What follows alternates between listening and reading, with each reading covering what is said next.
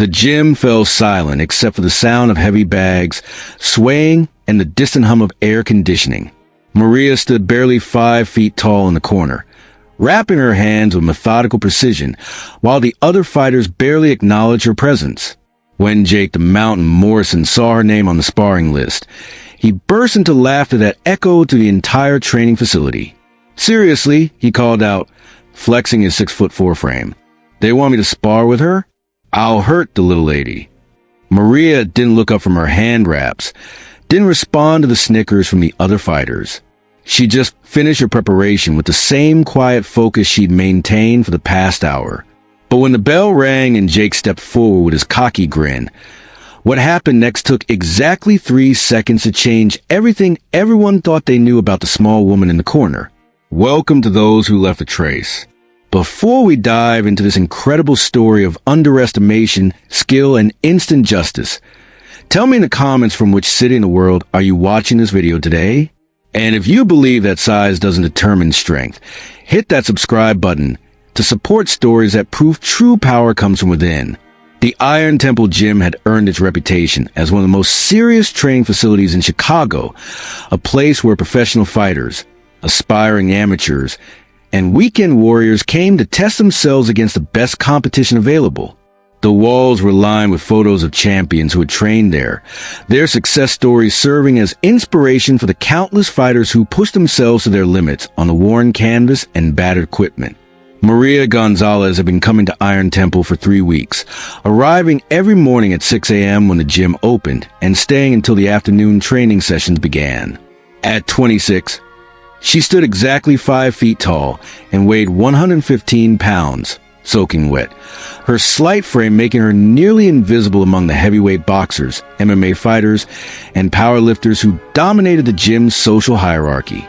She paid her monthly dues without complaint, used the equipment without bothering anyone, and maintained a kind of quiet focus that serious athletes recognized but casual gym-goers often overlooked. The trainers had noticed her technique was unusually refined, her conditioning exceptional, and her dedication absolute, but none of them had seen her actually spar or compete against another fighter. Jake Morrison represented everything that Iron Temple's reputation was built on. 6'4" and 220 pounds of muscle earned through years of disciplined training. He held an amateur record of 15-2 and was being courted by several professional promoters. His nickname, the Mountain, reflected both his physical presence and his ability to overwhelm opponents through sheer size and power. Jake had been training at Iron Temple for 2 years, during which time he had established himself as the unofficial king of the gym sparring sessions. Newer fighters were often intimidated by his presence, while experienced trainers used him as a measuring stick for fighters who needed to test themselves against elite-level competition. That Tuesday morning started like any other, with the usual collection of serious fighters going through their individual training routines. Maria worked through her shadow boxing combinations in the corner, her movements sharp and precise despite the lack of attention they received from the other gym members. The sparring schedule was posted on the bulletin board near the front desk, pairing fighters based on experience level, weight class, and training objectives. Most pairings were routine, matching fighters of similar size and skill for productive training sessions that would benefit both participants. But today's schedule contained an entry that made several people do double takes when they read it. Morrison versus Gonzalez, light contact technical sparring, 3 rounds. The pairing seemed so absurd that many assumed it was a clerical error. Jake discovered the pairing when he arrived for his afternoon training session, reading the schedule while drinking his pre-workout supplement. His reaction was immediate and loud enough to draw attention from across the gym. "Are you serious?" Jake called out to Tommy Rodriguez, the head trainer who had posted the schedule. "You want me to spar with the tiny girl? I outweigh her by 100 pounds. Tommy looked up from the fighter he was rapping, his expression neutral but firm. "Jake, she requested the session specifically, said she wanted to work on techniques against larger opponents." Jake's laughter echoed through the gym, causing several fighters to look up from their training. "Tommy, I'm not trying to be disrespectful, but I could hurt her by accident. This isn't a good idea." Maria, who had been working heavy bag combinations 30 feet away, never paused in her routine or acknowledged that she was the subject of the conversation. Her focus remained absolute, each punch landing with a sharp crack that indicated proper technique and timing. "She knows what she's asking for," Tommy replied. "Besides, it's listed as light contact technical work, not a war. You can control your power." Jake shrugged, his confidence making it clear that he considered the session more of an obligation than actual training. "Whatever you say, boss. But don't blame me if she changes her mind after the first exchange." Word of the unusual sparring match spread quickly through the gym's afternoon training crowd. By 4 p.m., when the session was scheduled to begin, nearly every fighter and trainer in the facility had found reasons to be near the ring. Some were genuinely curious about Maria's skills, while others seemed to be expecting entertainment at her expense. Maria prepared for the session with the same methodical approach she brought to all her training. She selected her gloves carefully, checked her mouthpiece, and spent 10 minutes warming up with specific drills designed to prepare her reflexes for what was coming. That Jake's preparation was more casual, involving light stretching and conversation with friends who had gathered to watch what they expected to be a brief and one-sided encounter. As they entered the ring, the size difference was even more striking than it had appeared from a distance. Jake's reach advantage was enormous, his height allowing him to look down at Maria as if she were a child rather than a trained fighter. "Listen," Jake said as Tommy explained the rules for technical sparring. "I'll take it easy on you, okay? Just try not to get too close, or I might accidentally tag you harder than I mean to."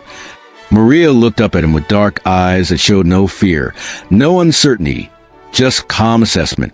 "I appreciate your concern," she said quietly, "but please don't hold back on my account." Jake smiled condescendingly.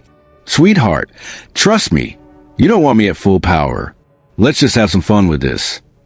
Tommy called him to the center of the ring for final instructions. "Light contact, technical work. Jake, keep your power under control. Maria, stay smart and don't take unnecessary risks. 3 2-minute rounds. Any questions?" Both fighters shook their heads and returned to their corners. Jake bounced on his toes, loosening up and displaying the kind of casual confidence that came from knowing he possessed overwhelming physical advantages. Maria stood perfectly still, her breathing controlled, and her eyes never leaving Jake's position. She appeared to be calculating something, running through scenarios that only she could see. The bell rang for the first round. Jake moved forward immediately, using his reach to establish distance and control. He threw a few light jabs designed more to gauge Maria's reactions than to cause damage, expecting her back away or circle defensively. Instead, Maria stepped forward into his range, her movement so sudden and precise that Jake was caught completely off guard. Before he could adjust his position or throw a defensive punch, Maria had closed the distance between them and launched herself into a combination that seemed to defy physics. Her right hand came up in a short, sharp uppercut that caught Jake directly under the chin. The punch traveled maybe 8 inches, but it landed with the kind of precision and timing that multiplied force beyond what her size should have been able to generate. Jake's head snapped back as if he had been hit by someone twice Maria's size. His legs buckled immediately, and he dropped to the canvas like his bones had suddenly turned to rubber. The gym went completely silent. The knockout was so sudden and complete that it took several seconds for the observers to process what they had witnessed. Jake Morrison, the undefeated amateur heavyweight who had dominated every sparring session for 2 years, was lying flat on his back, unconscious, fell by a punch from a woman who barely reached his chest. Tommy Rodriguez had seen thousands of knockouts during his 30 years in boxing, but this one left him momentarily speechless. He slid under the ropes and knelt beside Jake, checking his pulse and responsiveness while the rest of the gym remained frozen in stunned silence. Maria stepped back to a neutral corner, removing her mouthpiece but showing no signs of celebration or surprise. Her expression remained as calm and focused as it had been before the bell rang, as if dropping a much larger opponent was simply the expected outcome of proper technique application. Jake's eyes fluttered open after about 15 seconds, confusion evident in his expression as he tried to remember where he was and what had happened. Tommy helped him to a sitting position, conducting the standard post-knockout assessment that every experienced trainer knew by heart. "Jake, what's your name?" Tommy asked, holding up fingers for Jake to count. "Jake Morrison," came the groggy response. What happened?" Tommy glanced toward Maria, who was now removing her gloves with the same methodical precision she had used to put them on. "Son, you got knocked out." Clean and simple. As Jake's awareness returned, the reality of what had occurred began to sink in. He had been knocked unconscious by a punch from someone half his size, in front of every serious fight in the gym, in what was supposed to be light contact technical sparring.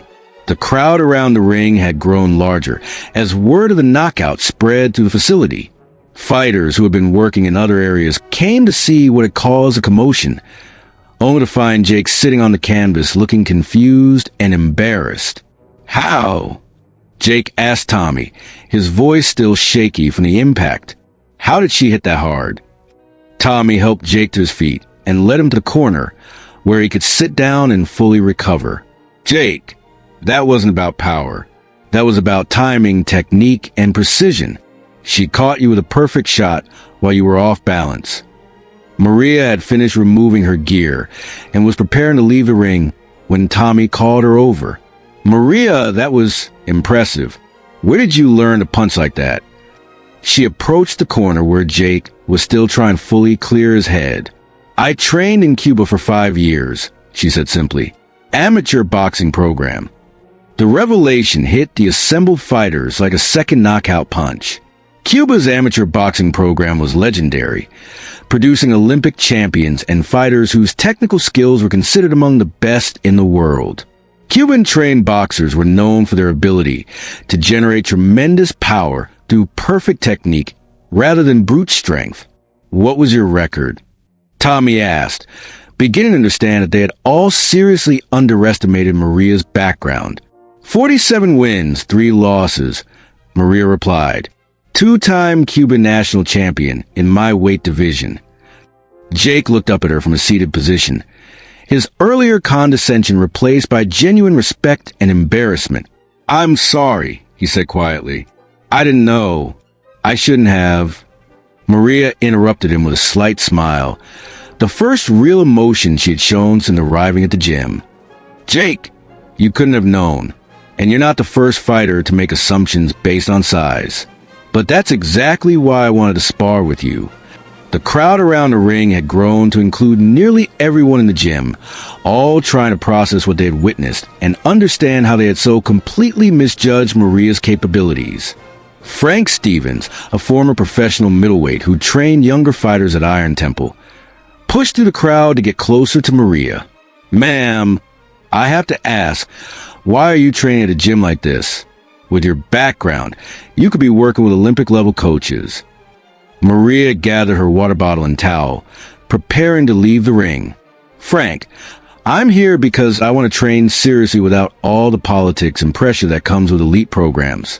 I just want to work on my skills and stay sharp." She paused at the ropes, looking back at Jake, who was now standing but still shaky.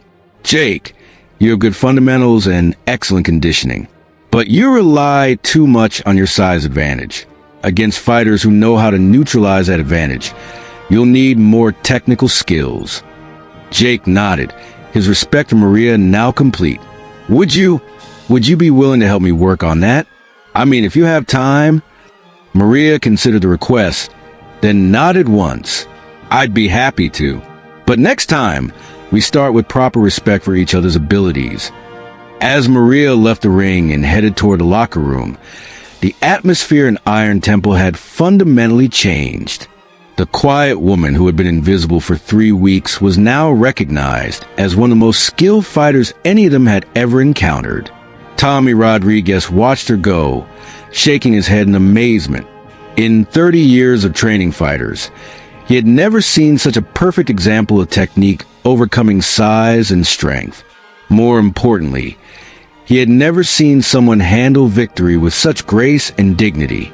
Jake Morrison would recover fully from the knockout, but the lesson he learned that day would stay with him for the rest of his fighting career.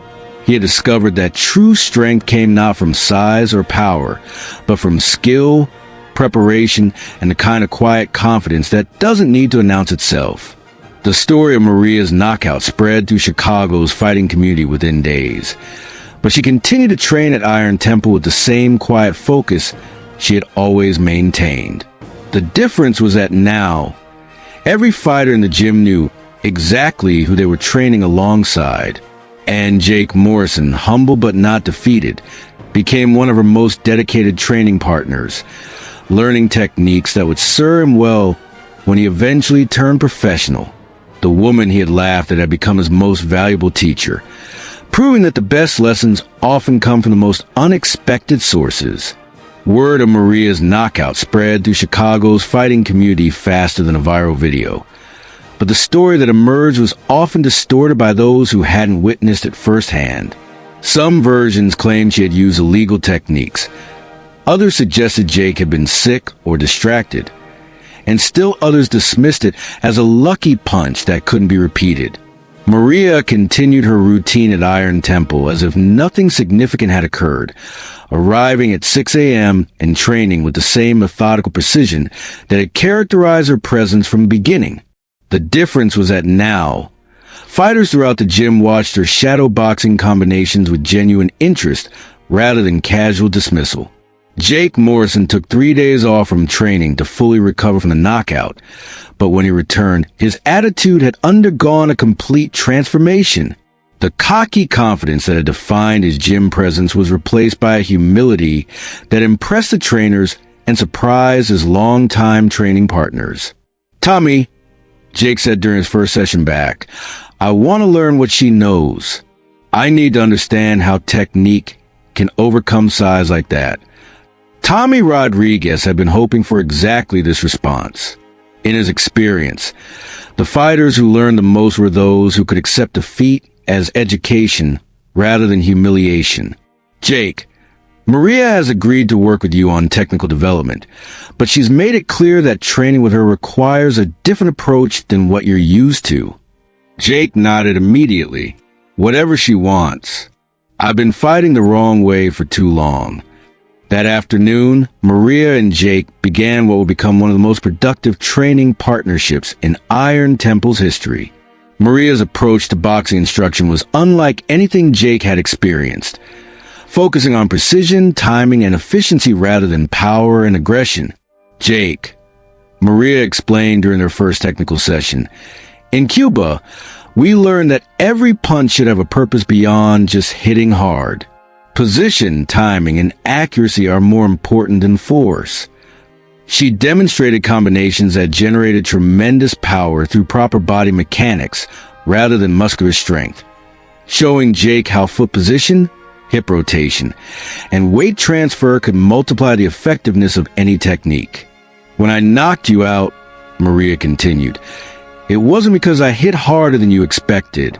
It was because I hit you at exactly the right moment, from exactly the right angle, while your balance was compromised." Jake absorbed these lessons with the intensity of someone who had discovered that everything he thought he knew about fighting had been incomplete.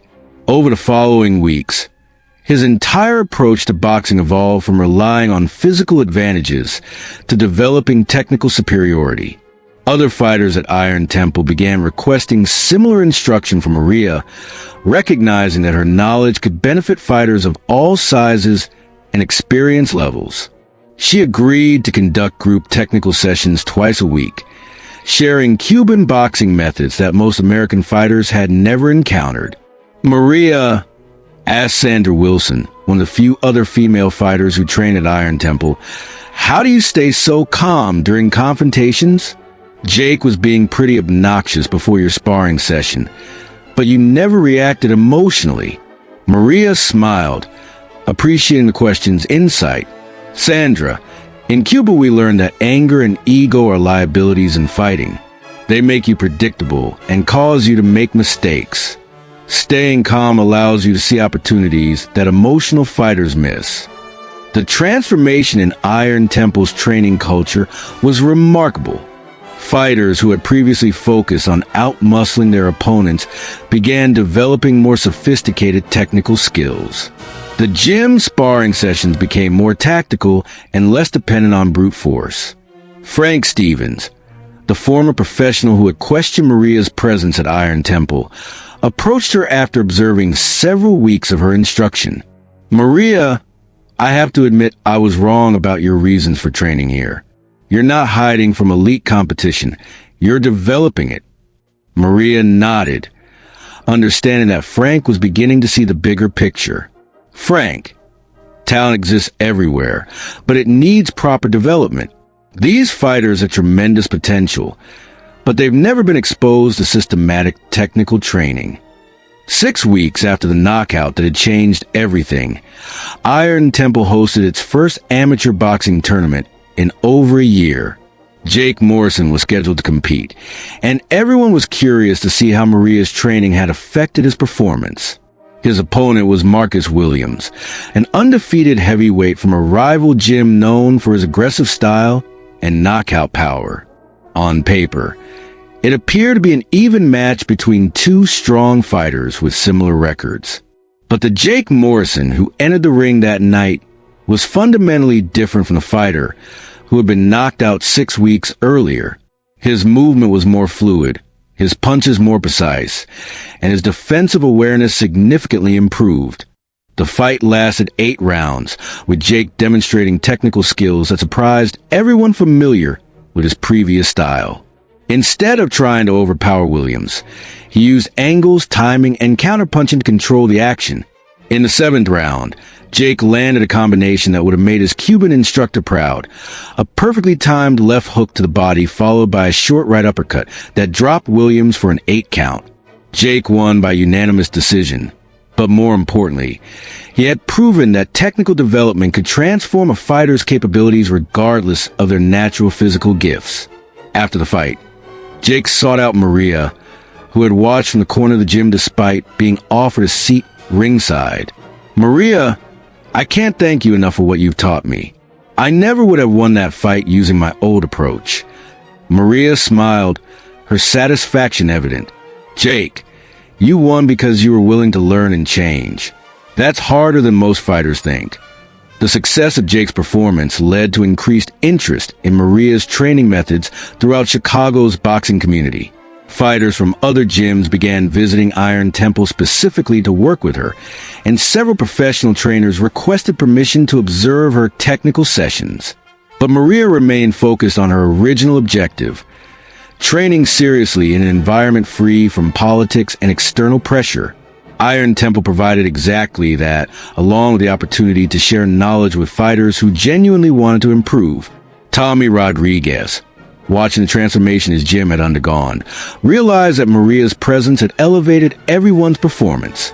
The knockout that had shocked him 6 weeks earlier had been just the beginning of a much larger change. "Maria," Tommy said as she finished another technical session, "you've done something remarkable here. You've shown these fighters that there's always more to learn, regardless of how successful they think they are." Maria gathered her equipment, preparing to leave as she did every day. "Tommy, that's what boxing taught me in Cuba. The moment you think you know everything is the moment you stop improving." As she walked toward the exit, Jake Morrison called out from across the gym, "Maria, same time tomorrow for technical work?" She turned back, nodding once. "Same time, Jake. But tomorrow we work on combination punching under pressure." Jake grinned, no longer the overconfident heavyweight who had laughed at the small woman in the corner. He had become a student again, and under Maria's guidance, he was becoming a better fighter than he had ever imagined possible. The transformation was complete. The woman who had been dismissed and underestimated had proven that true strength comes not from size or power, but from knowledge, skill, and the quiet confidence that accompanies mastery. Iron Temple Gym continued to operate as it always had, but now every fighter who walked through its doors understood that respect must be earned through performance, not granted based on assumptions. And they all knew that sometimes the most valuable lessons come from the most unexpected teachers. 3 months after the knockout that had changed Iron Temple forever, Maria Gonzalez received a phone call that would alter the trajectory of her boxing career in ways she hadn't anticipated. The caller identified himself as Coach Roberto Valdez, head trainer for the United States Women's Olympic boxing team. Ms. Gonzalez, Valdez said, "I've been hearing remarkable things about your work in Chicago. Several fighters you've trained have been performing at levels that suggest they've received world-class instruction." Maria listened carefully, understanding that her quiet presence at Iron Temple had apparently attracted attention from the highest levels of American boxing. "Coach Valdez, I'm flattered, but I'm currently focused on my training and helping local fighters develop their skills." Valdez's response indicated that he had done extensive research on Maria's background. "Ms. Gonzalez, I know about your record in Cuba and your reasons for leaving that program. But I also know that American women's boxing could benefit tremendously from your knowledge and experience." The conversation continued for 20 minutes, during which Valdez outlined an opportunity that would allow Maria to contribute to elite-level boxing without the political complications that had driven her away from Cuba's national program. "I'm not asking you to relocate or abandon your current training situation," Valdez explained. "But I would like you to consider serving as a technical consultant for our Olympic preparation program. Your knowledge of Cuban methods could give our fighters advantages they've never had." Maria agreed to consider the proposal, but her immediate concern was how such an arrangement might affect her training relationships at Iron Temple. She had developed genuine friendships with fighters like Jake Morrison, and she valued the unpoliticized environment that Tommy Rodriguez had created. That evening, Maria discussed the opportunity with Tommy, seeking his perspective on how she might balance elite-level consulting with her commitment to Iron Temple. "Maria," Tommy said, "this could be huge for you and for boxing in general. But more importantly, it could be huge for fighters here. Having someone with Olympic connections working out of Iron Temple would raise everyone's game." Jake Morrison, who had overheard the conversation, joined the discussion with typical directness. "Maria, you've already changed my life and the lives of every fighter in this gym. If you have a chance to do the same thing at the Olympic level, you have to take it." Maria appreciated their support, but she remained concerned about maintaining the balance that had made her time at Iron Temple so productive. The solution came from an unexpected source. Coach Valdez proposed that Iron Temple serve as a satellite training facility for Olympic team members, allowing Maria to work with elite fighters while maintaining her base in the environment she had grown to value. Ms. Gonzalez, Valdez explained during their follow-up conversation, "We've been looking for training facilities that can provide authentic, high-level preparation without the distractions that come with traditional Olympic training centers. Iron Temple appears to offer exactly what we need." The arrangement that emerged would bring Olympic-caliber female boxers to Iron Temple for periodic training camps under Maria's supervision, while allowing her to continue her work with local fighters and maintain the relationships she had developed. 6 weeks later, Iron Temple hosted its first Olympic training camp, with 4 women's boxers who were competing for positions on the United States team. The contrast between their initial expectations and the reality of training in a stripped-down Chicago gym was significant, but the quality of instruction they received exceeded anything available at more prestigious facilities. "Maria," said Jessica Chun, a featherweight who had won bronze at the previous Olympics, "the technical details you're showing us are completely different from what we've been taught. This is like learning boxing all over again." Maria worked with each Olympic-level fighter individually, identifying technical deficiencies and providing corrections based on methods that had produced champions in Cuba's amateur system. Jake Morrison and the other Iron Temple regulars found themselves training alongside Olympic medalists, an experience that elevated their understanding of what elite-level boxing actually required. Jessica Chin told him after a technical sparring session, "Maria has taught you combinations that I've never seen in international competition. Where did you learn to punch like that?" Jake smiled, remembering his own misconceptions about Maria's abilities just months earlier. "Jessica, I learned it from the woman who knocked me out in 3 seconds." Best education I ever received. The success of the Olympic training camps at Iron Temple attracted attention from boxing media and television producers, who wanted to document the unusual arrangement that was producing such remarkable results. Maria agreed to limited media coverage, understanding that publicity could help both the Olympic program and Iron Temple's community development work. But she insisted that the focus remain on the fighters and their achievements rather than her personal story. The resulting documentary, titled The Corner Coach, showcased the transformation that had occurred at Iron Temple and highlighted the impact of Cuban boxing methods on American fighters at all levels. But for Maria, the most satisfying aspect of the entire experience remained the daily work with fighters like Jake Morrison, who had evolved from overconfident amateur to technically sophisticated boxer under her guidance.